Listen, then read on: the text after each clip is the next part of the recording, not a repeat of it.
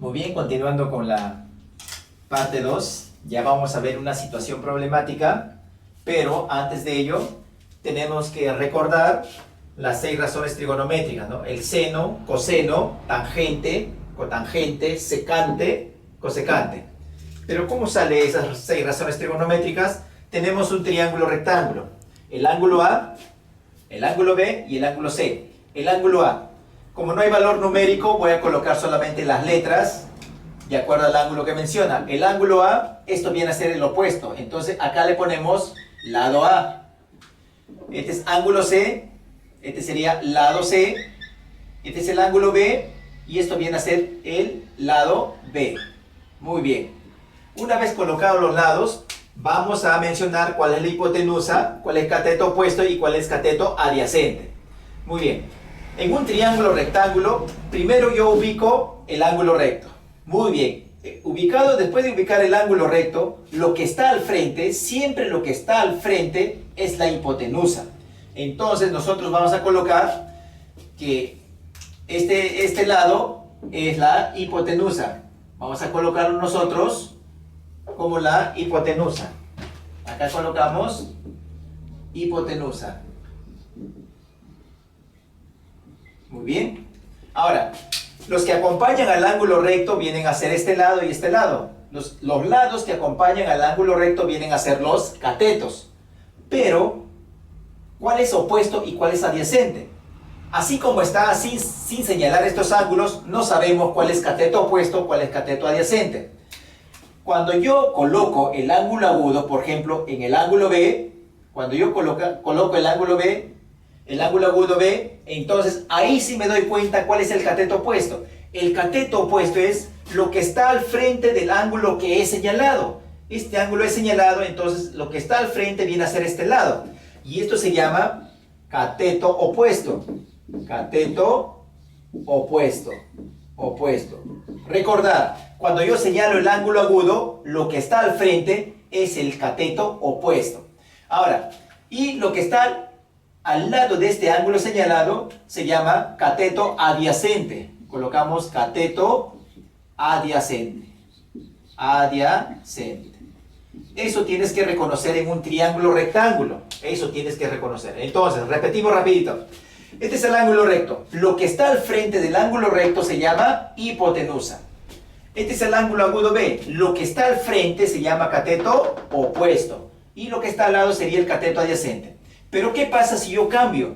Si yo veo este ángulo acá, según el ángulo C, lo que está al frente, escuchan bien, lo que está al frente vendría a ser el cateto opuesto y esto sería el cateto adyacente. O sea, el valor de los catetos cambia de acuerdo a la posición del ángulo agudo que yo he señalado.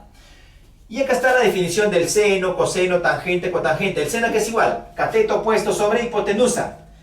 ¿Y por qué he puesto B sobre A? Porque el cateto opuesto en este triángulo es B y la hipotenusa es A. Esto tienen que saber ustedes la definición de las 6 razones trigonométricas. Acá está dado. Ahora, según esta sugerencia, vamos a hacer una situación de la vida real, ¿no? Entonces, ¿qué me dice ahí? Me dice que Rafael acude con su familia a un centro de esparcimiento de Chosica, dice. Él sube a un tobogán, dice el problema, y desde allí observa un árbol. Acá está el árbol. Para ver la base de este lo hace con un ángulo de depresión de 37 grados. O sea, Rafael está en el tobogán, pero dice observa, acá lo dice la base del árbol. Acá observa. Ángulo de depresión. Cuando yo observo, estoy acá y observo hacia abajo así, de esta forma, se llama ángulo de depresión, hacia abajo. Eso es lo que dice viendo Rafael hacia la base del árbol. Entonces vamos a trazar la línea que está viendo Rafael. Entonces, si esta es la base del árbol, voy a trazar así de esta forma. Ahí está. De esta forma, a ver, vamos a ver. Es por ahí, más o menos. Muy bien. Así de esa forma voy a trazar. Rafael está viendo, dice, con un ángulo de depresión, está viendo hacia abajo y acá pongo la flecha de depresión, de arriba hacia abajo. Entonces, pero cuando yo veo de arriba hacia abajo, hay una línea de mira así, ¿no? Entonces, nosotros trazamos la línea de mira, que es la línea horizontal. Esa es la línea de mira. Ahí está. La línea de mira. Ya está. La línea de mira. Pero ¿con qué ángulo de depresión lo hace? Con 37 grados. Entonces nosotros vamos a colocar acá 37 grados. Muy bien. Pero dice, y para observar la punta de la copa del árbol, lo hace con un ángulo de elevación. Acá te pide ángulo de elevación. Si yo estoy acá, el ángulo de elevación es hacia arriba. Entonces, Rafael está viendo, dice, la copa del árbol con un ángulo de elevación de 45 grados. Entonces, nosotros hacemos el ángulo de elevación de 45 grados. Ahí está.